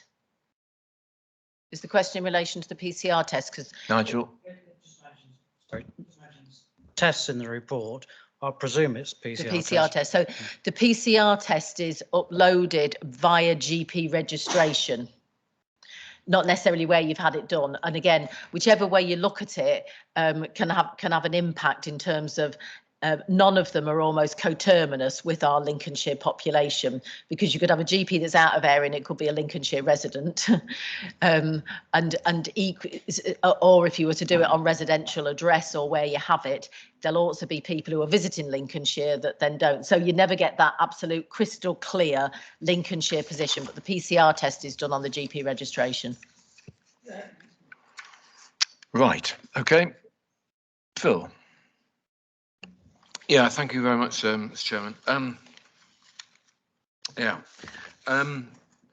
The question really was on the 12 to 15-year-olds, and I support what colleagues have said about it, particularly Councillor Ray. I really want to ask how many, what's the percentage of kids of the 12 to 15s that have now been vaccinated? Could we get some information on that, please? Just on sort of generally, I am concerned. Did I hear Michelle say that this is the last report, or the next meeting will be the last sort of COVID report? Is that what I heard? Sorry, the next meeting. Sorry? The next meeting. The next meeting. November. That, I've got to say that kind of concerns me in the message that we're sending out, suggesting that the pandemic is over. It's not over, as colleagues have said. You know, I went to London yesterday with my grandchildren. We had a day out, half-term day out, and we were staggered on as you get on the tube. You know, TfL, Transport for London, have sort of say have kept the mask wearing as mandatory, and as you get on the tube, you get an announcement, you know, to remind you of that case, and yet well under half people on the tube were wearing masks. So unless it becomes legally mandatory, unless the government take that lead, it's not going to happen. You know, that's just, you know, people are just not taking notice. And so I'm just a bit worried that we're sending out, when we look at, you know, the figures on page 3, you know, of Lincolnshire, the rate of positive cases has doubled in the past, from September to October. I accept and welcome the fact that over the past few days we feel it's going down. But if we're going to say that next month or the next meeting is the last COVID report, we are suggesting that, don't worry, it's all over in Lincolnshire. And I know in South Kesterburn particularly, we've got a real problem. You know, we've got, you know, currently in my local academy school, you know, there are lots and lots of children that are off self-isolating because of the spread that's happening now. Okay, can we park that second part and we'll come back to that? And Michelle, would you like to answer the first part of Councillor Dilt's question? Apologies. So with regard to the wearing of masks, yeah.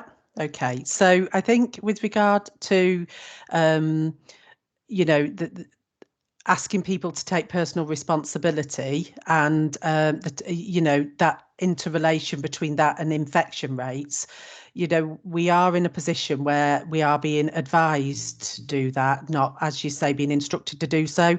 That instruction will come as part of Plan B for the government, and wearing of masks indoors and socially distancing are all set out within that Plan B. So we are waiting for government guidance on that. All we can do up until that point is encourage people to take personal responsibility. But I totally accept what you say, and I would encourage people, you know, when in public places, to wear masks to keep themselves and the people around them safe. Okay. If we come back to the second part, I think, Phil, if you look at page 9, the point about the anticipation that the next report to SMB on the 25th of November will be the final report, it's all predicated on other things. So the starting point is, if the situation is stable and the RSCG are satisfied that these remaining parts of the system meet the assurance procedures agreed, then it will be in a position to stand down the LRF COVID-19 recovery structure. Okay, so that we would be a consequence of that, and that's because the major work is going on in the RSCG, and if they're satisfied, then in a sense we will be satisfied, simply because the report takes a lot of work, and if things do remain stable, then it's up to other people to make a decision whether the system is meeting the assurance procedures. So it's a qualifying condition. Thank you, Chairman, for that clarification. You know, I mean, the past month things have not been stable. That's the point.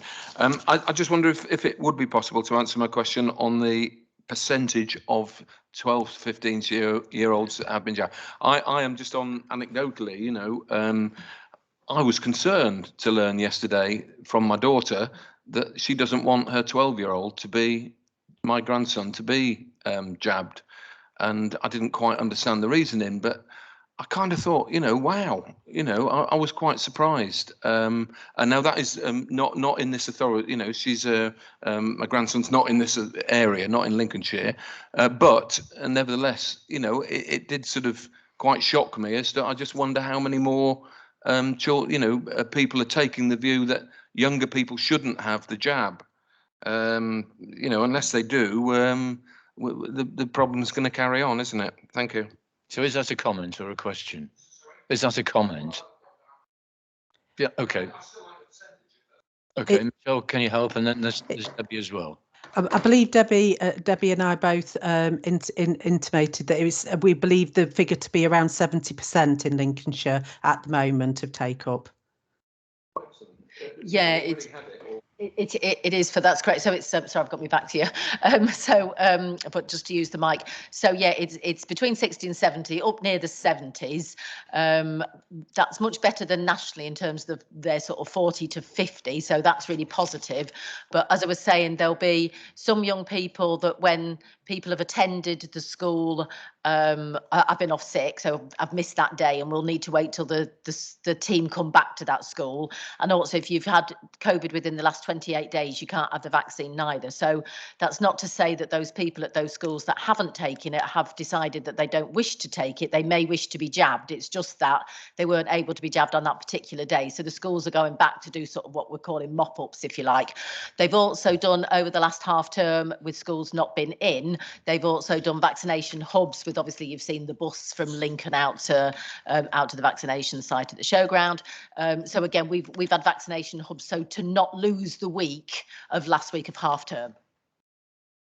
Yeah, thank you, Chief Executive, for the clarification. But could you just clarify, is the 70% or up to 70% that you're talking about for 12 to 15 year old, is that the acceptance rate, or is that the percentage of children that have had it? Do you see what I'm saying? It is yes, the percent. Sorry, Debbie. Yep.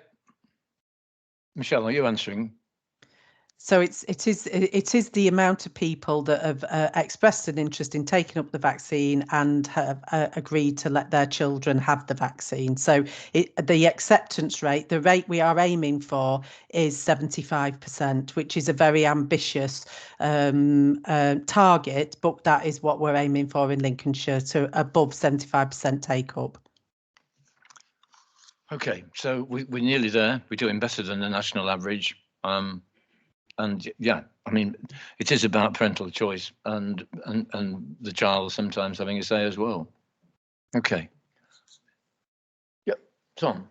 Thank you, Jim. It goes back to what Councillor Wootton said, actually. In what you term people who are, shall I say, vaccine hesitant or anti-vax. And it was mentioned that the police were informed. Councillor Wootton may be able to elaborate as to why, because surely if somebody is just protesting, they're not causing a disturbance, they're not doing anything disruptive. It's a public right to protest. That, as somebody who is, you have a right to protest, that concerns me slightly as to why they'd be informed. I don't know if either Councillor Wootton or Michelle can elaborate.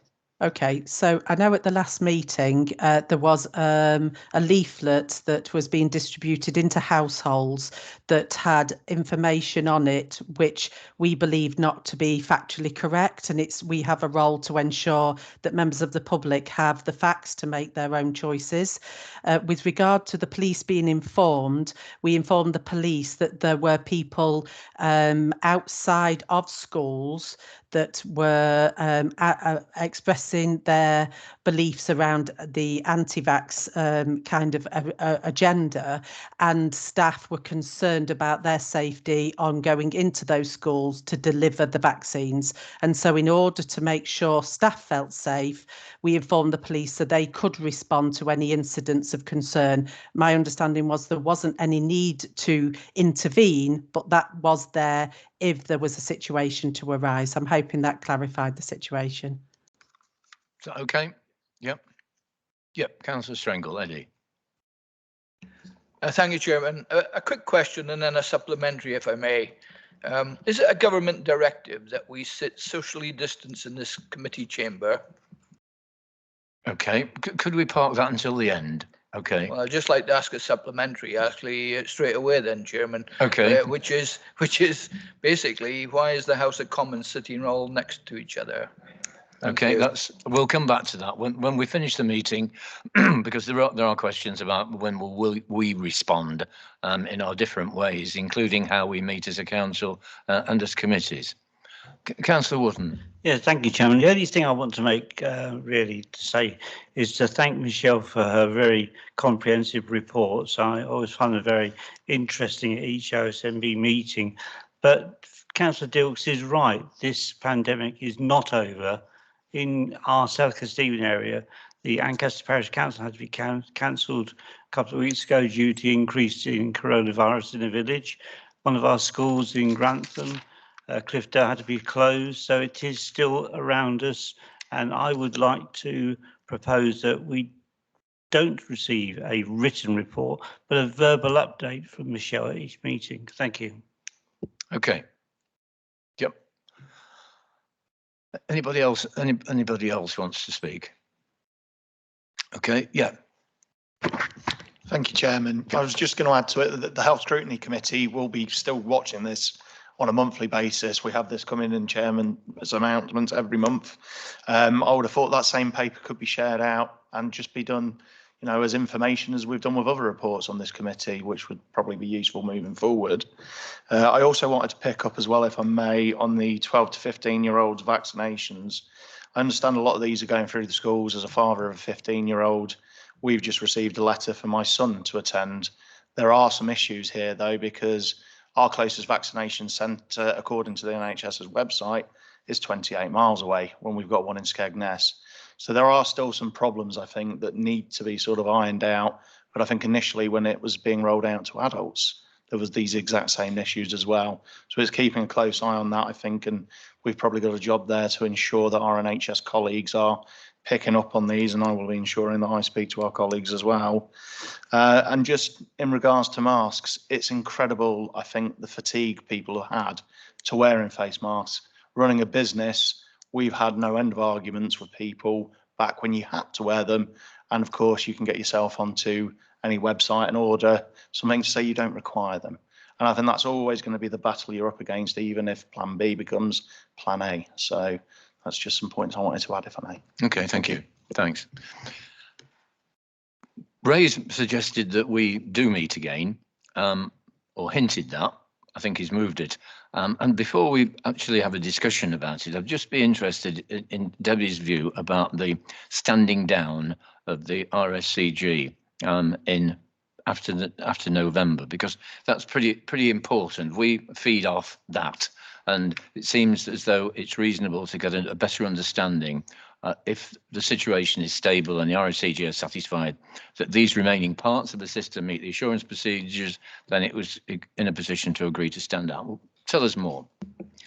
So the recommendation, as Michelle has said, is because we have received assurance reports from health, from the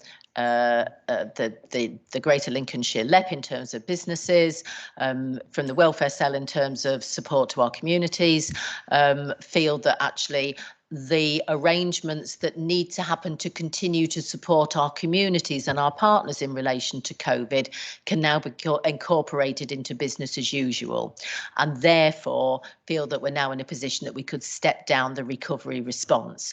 Just to be clear, that's not about stepping down a COVID response. It's about stepping down the infrastructure of the Local Resilience Forum to coordinate the response. And I suppose there is something else to bear in mind, really, in terms of the LRF, so the Local Resilience Forum, have obviously been stepped up over the last 18 months. Staff are fatigued, quite understandably. We've got the risk of other emergencies happening across our county, flooding been the most probably, the most challenging area, that, the Local Resilience Forum need to be in a position to strongly and proactively respond to other emergencies should they arrive. So it's not about saying we're not going to have a response to COVID. It's about saying that the local resilience coordination of the COVID response should be stepped down, and clearly work will continue with our public health services, work will continue with our communications, work will continue in terms of how we support our communities, work will continue in terms of how we support our schools, but that we will be coordinated through public health as a public health response and not coordinated through the LRF. So again, I just think it's important to confirm that it's not about saying we don't need support to coordinate our response. We're just saying that that support can be integrated into business as usual and no longer needs the needs the LRF leadership. Okay. Right. So we've got Ray's motion or proposal. Do you want to repeat it and see if we've got a seconder, and then we can have a yes. I'd say the reports are very informative, very interesting, and I think vital to us as members across Lincolnshire. And I would like Michelle to continue to give us a verbal update report each meeting, not necessarily a long comprehensive report, but just a verbal update. Thank you, Chairman. Okay. Okay. Who would like to speak on it? Yeah, Hugo. I mean, I think there is an element of being kept up to date. I don't know if we need it on every agenda item, and whether it could actually just be circulated in effect as a briefing note more for the committee, and then if something needs to be raised, then we can sort of pick it up. I mean, people have put their masks back on. I've noticed it in supermarkets. I think we've all been drummed on, really how to behave in a way. If the nation did everything it told, we wouldn't have half the litter problems, half the other problems. But there are a lot of people out there that, just want to do their own thing. And to be fair, I'm not a great one for wearing a mask, but I also make sure I keep distance and, and don't sort of go and get myself into what I call heavily populated arenas and sort of avoid those sort of areas. So, but I think there is an element.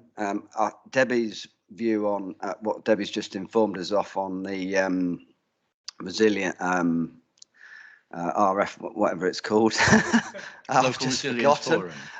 Is absolutely brilliant, and I completely agree with it. And I think maybe actually the best way, Ray, is to have a sort of, just a bit of an update. Comes out with the agenda pack, and if something wants to be raised, we can maybe raise it or something like that, rather than sort of keeping it as an official agenda item, and which does take quite a bit of time and all the rest. Thank you. Tom. Thank you. I would certainly support Councillor Marfleet's point of view on that, as it takes a lot of time to do a report.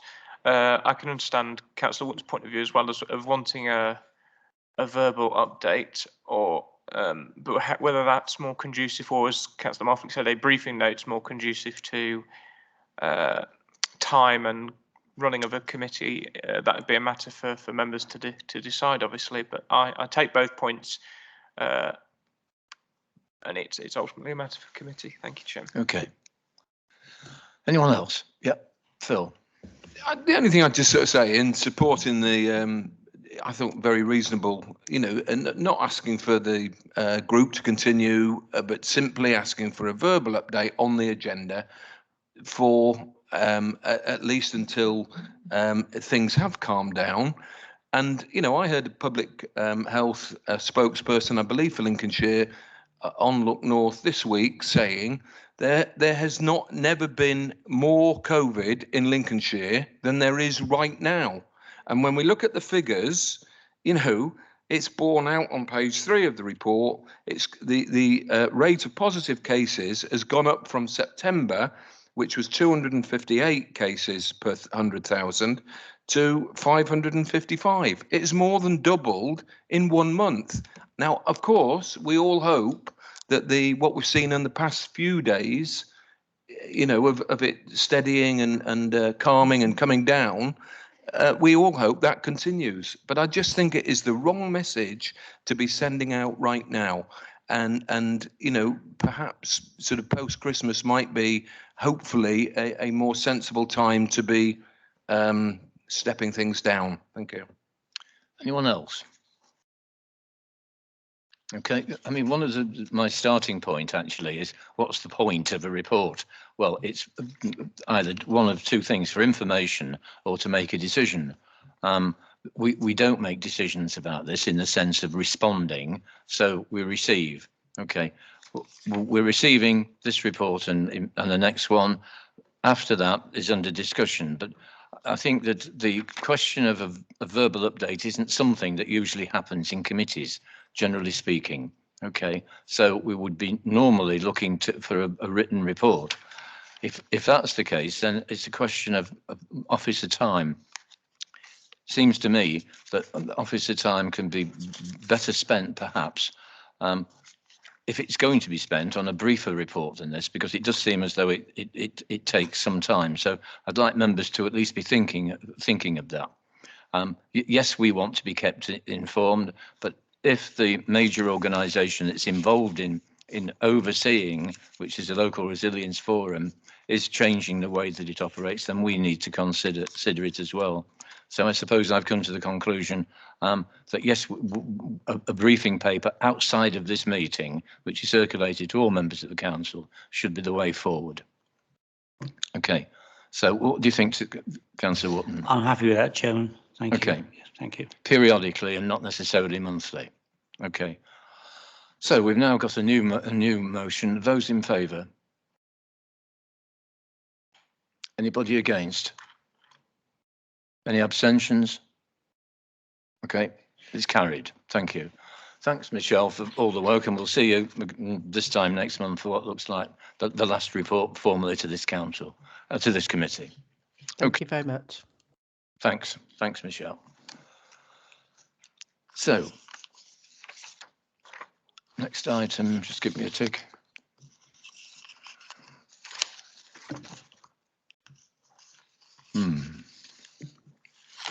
Sorry. Scrutiny Committee Work Programme. Last. to receive a report which sets out the work programme of the Children and Young People and Public Protection and Community Scrutiny Committees. Okay, Children and Young People first. Thank you, Chairman. The committee's future work programme is as set out on pages 39 to 43. And at our next meeting, which is on the 19th of next month, we'll be receiving an update on the Joint Diversionary Panel, which was introduced in 2017 in response to a detailed analysis of criminal justice disposals, which evidenced the inappropriate use of police cautions against children and young people. And the Joint Diversionary Panel reviews the cases of children and young people between the ages of 10 and 18, and where there is an admission of responsibility for the offence. And I think that's the important bit, where there's an admission of responsibility. And it then seeks to offer timely and effective restorative intervention to minimise the potential for children and young people to become involved in the formal justice system over time. In partnership with the Office of the Police and Crime Commissioner and the Safer Lincolnshire Partnership, the Council commissioned the University of Lincoln to conduct an in-depth evaluation of the Joint Diversionary Panel, and the key findings of this evaluation will be considered at the next meeting. Also next month, the committee will consider 2 reports in relation to the Children Care Transformation Programme, and this is prior to Executive Council decisions by the end of November. The first report will be the Children in Care Transformation Residential Estate Expansion Programme, which is the business case for the capital residential estate expansion. And the second report, which is now called the Lincoln Children's Home instead of the Wickenby Children's Home, as is referred to in page 40 of the report, is for the capital scheme appraisal for the remodelling of the former residential wing at St Francis Special School to enable the relocation of short breaks homes for respite care from Strutt House. And for Strutt House to be remodelled and converted into a 4-bedded children's home. Moving forward to next year, in January, our next meeting, we have the next capital scheme appraisal decision in relation to the Building Communities of Specialist Provision strategy, which is the expansion of St Lawrence School in Horncastle. The ambition of the strategy, which was approved by the Executive in November 2018, is for all our 14 special schools in Lincolnshire to meet all needs, so that children with special educational needs or disabilities can attend the nearest special school rather than travelling tremendously long distances to receive that support. The committee actually received an update on the implementation of this strategy at our meeting this month on the 15th. And we were very pleased with the fantastic progress that's actually been made despite the pandemic and all the problems that have been heaped upon the system due to pandemic. We do look forward to visits to special schools to be arranged when it's appropriate and safe to do so. And a final comment from myself, Mr. Chairman. This committee obviously has formed now some new members to the council since May this year. And I'm pleased to report that the committee is gelling well, and we've got a very good level of questioning from all members, including our newer members. Some quite forensic questioning takes place in these meetings, which I find very reassuring as we're partially a new group of members. Thank you, Mr. Chairman. Thank you. Anyone want to question Rob on anything that he said in his report? Yep, Hugo. Hi, Rob. There you go. A couple of things which, thank you for the report. And I suppose in some sense there's some of it sort of is in and perhaps isn't, but you had a couple of scrutiny reviews that sort of came here and sort of gone back. An area that are sort of, and it might, I mean, I don't expect a response, it might be just one to sort of take away, and is 2 areas. One, we have school transport, which costs us a phenomenal amount of money. And I wonder if, since the sort of impact of COVID and the sort of change in dynamics of how people have been sort of taking their kids to school, if there isn't sort of potentially a sort of a more cost-effective model that could be sort of looked at or developed going forward? Because there must be sort of, you know, at times you see it, and I get it all the time, especially because I cover a rural area, is, well, my kid wants to go on that school bus, he can't go on that school bus, but that school bus isn't full. And, you know, and it's all these sort of things, and you think, well, is the bus full? Isn't it full? Taking the kids to school. We've got Mrs. Jones driving in her car to school with one kid. Why can't Mrs. Jones take 3 other kids and actually perhaps get a much, you know, maybe even a subsidised rate, which is actually far cheaper than actually using the transport, the school transport? I know, you know, at times we've got sort of massive constraints all the time for budgets, and actually school transport is one serious cost to the council. The other thing which links into school transport is I was talking to some girl that had sort of been excluded from school in Laos. I said, oh, so where are they going to put you now then? So she said, Gainsborough. And I'm like, oh, I suppose that'll be a taxi fare all the way from Laos to Gainsborough, which costs a phenomenal amount of money. And I'm like, but actually, it's easy to chuck somebody out of school and exclude them. It's harder to resolve their issues. And actually, sticking them in a taxi costs a fortune to send them all the way to Gainsborough. And I suspect if you perhaps looked at it, it'd be £100. Finding a really good teacher to work with that child to get to the bottom, you've instantly got £500 a week that you could actually put to a resource to keep that person in their area. And sort of, you know, I don't know how many kids we've got excluded now from schools, but there is certainly a transport impact on that. And also there is a mechanism that I'm still not convinced it's the best way, is just to ship them across to another area. You know, sometimes these guys have come from broken families that just need extra support. They're my sort of areas. And when I'm looking at your forward plan, in some sense, you've got your scrutiny reviews, which didn't quite sort of come to light, so there could be a revamp there. You've got, in effect, on March the 4th, sustainable modes of transports to schools, which in effect start, it's sort of, there is a lot of that which can sort of come into it. And I think there was one in sort of December, which sort of, or January, which was children missing out on education annual report. And so sort of in some sense, what I'm just saying is it sort of links into your forward thing, but it's just something maybe to be, they're my little passions in the education system. We'd like to indulge those little passions, but they are serious issues as well, aren't they? Yeah, I mean, as you've mentioned, in March, we've got the Sustainable Modes of Transport to School Action Plan update. So we're getting, I mean, you know, the work is being done on that, I understand. And as regards children missing out on school, again, that's something that work's being done on, because obviously we've had the impact of the pandemic and there's been more homeschooling, but I expect that'll change. So yeah, again, we do aim to keep tabs on issues, and also members of the committee do raise issues which we then agree that we shall look into. So, you know, it's a case of watch this space, I think. Thank you. Anyone else want to raise anything? Okay, so in relation to this particular item from Children and Young People Scrutiny Committee, anything that we want to add to it? No, we want to receive it then, and we'll come back to that in a moment. We now move on to the Public Protection and Community Scrutiny Committee. Nigel. Thank you, Chairman.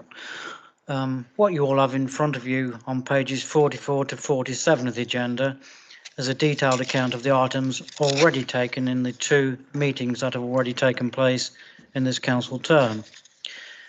In addition to the reoccurring items such as the quarterly service level performance and annual reporting from areas as the Stay Safe Partnership, libraries, heritage, coroner's service and others, the committee has had the opportunity to scrutinise and comment on decisions including the adoption of the Community Strategy 2021 to 2024, the proposed submission to the Chief Coroner for the merger of the Lincolnshire and Grimsby and North Lincolnshire coroner's areas, that allowed for a joint business case to be submitted from Lincolnshire County Council, North Lincolnshire Council and North East Lincolnshire Council to HM Chief Coroner.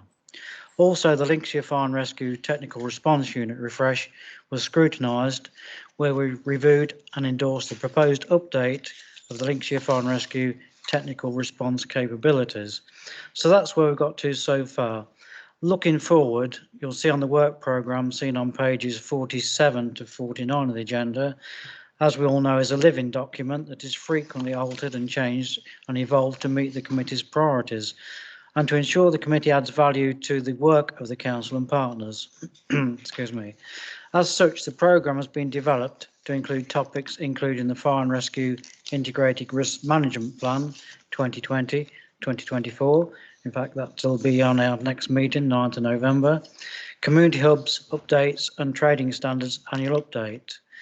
This committee also sits as the Crime and Disorder Scrutiny Committee, under the remit of which we will have the opportunity to review and comment on topics including serious and organised crime, fraud and modern day slavery, and the upcoming domestic abuse strategy. We will also have the opportunity to follow up on reducing offending updates and to receive an update on the prevent strategy. With climate change and heavy rainfalls, an additional area highlighted and introduced from the initial meetings of the committee under its new membership is one around fire and rescue service attendances at flooding incidents, which includes performance and information on fire and rescue attendances to gauge trends and activity that are not currently forming part of the quarterly performance indicators. Thank you, Chairman. Thank you. So Nigel's given the report on Public Protection and Community Scrutiny Committee. Anybody want to make any comments? Any thoughts? Yep. Councillor Wharton-Ray. Yeah, thank you very much indeed, Mr. Chairman. Nigel, I note on page 44, you're talking about the use of average speed camera data. Is that in conjunction with the Highways Committee? Because, as you know, residents always call for reductions in speed limits in rural areas. Are you considering as a committee, in conjunction with the highways, to promote the use of average speed cameras to get people to reduce their speed? And also on the crime disorder section, are you in future going to have a look at neighbourhood policing, which is always raised at parish council meetings and to myself, particularly in the way that neighbourhood policing has changed over the years? Thank you, Chairman. Thank you. Yeah, thank you for those questions. If I could just turn to the scrutiny officer, Cara, because I'm not sure whether there's been any liaison with highways on that matter, and I suspect it probably comes under highways. And I'm not sure that crime and disorder actually comes within our remit, but I'll turn to Cara for that one. Thank you, Chairman. That is an area that we can look into so as to make sure that we're not duplicating our efforts. So I will make sure to liaise with both chairmen from both committees and have a joint approach on that. Thank you. Thank you. Thanks for that. Any other questions to either? No? Okay. Well, what we're looking at is we've got to be determined that we're satisfied with the planned work programme and satisfied with the activity undertaken since June 2021. First of all, in the relationship to Children and Young People Scrutiny Committee, are we satisfied? Those in favour say yes. Those against? Any abstentions? Therefore, we are satisfied. The same applies. Are we satisfied with the activity undertaken since June and the planned work programme for Public Protection and Community Scrutiny Committee? Those in favour say yes. Oh. Anyone say no? Any abstentions? Therefore, we're satisfied there. A final item on the agenda. Sorry. Okay, the next item is purely for noting. Okay, but this is our work programme. Yeah, the final item. That's right. Did you want to say something? No. Yeah, sure. An area that sort of comes to light is our IT platforms and websites, both public facing and internal usage. And we do seem to have quite a few now. I would not quite sure how many, in various different roles, from adults to highways to children's to mental health to you name it. We've perhaps got associated partners and all the rest. This does come with a cost, and you've got costs of running it, staff costs, and sometimes some are very good. But the problem is we don't often put enough support behind it to really promote it.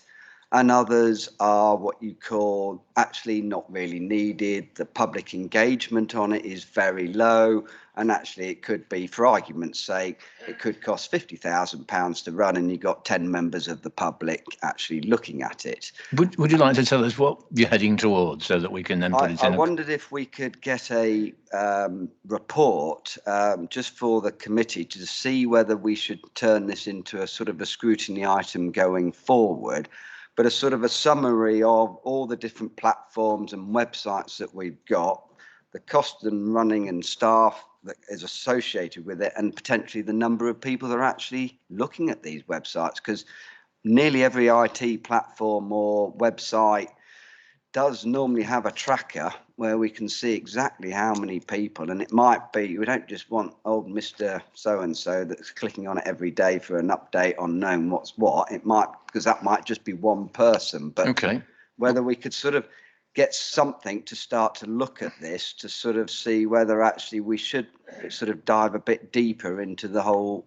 Would you like to put that request in writing to James, who's the director for that area of responsibility, so that he's understanding exactly what you're looking for? Yeah. And then we can deal with it by correspondence.